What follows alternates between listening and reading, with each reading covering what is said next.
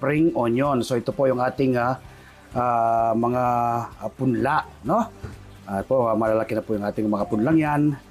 Natin pong itatanim sa mga bote ng mineral water. Ito po, mga bote ng mineral water.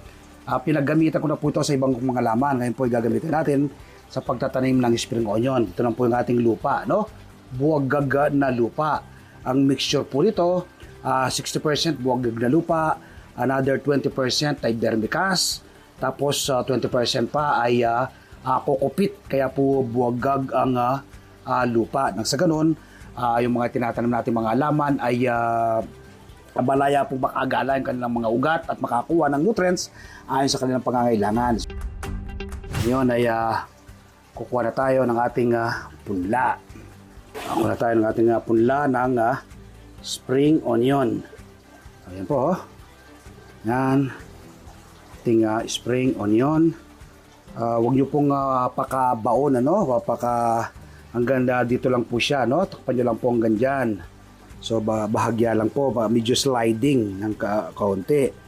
Yan. Tapos, takpan lang po ng bahagyang ganyan. Sa isang bote po ng ganito, pwede po kayong maglagay ng hanggang tatlo, no? Tatlong punla.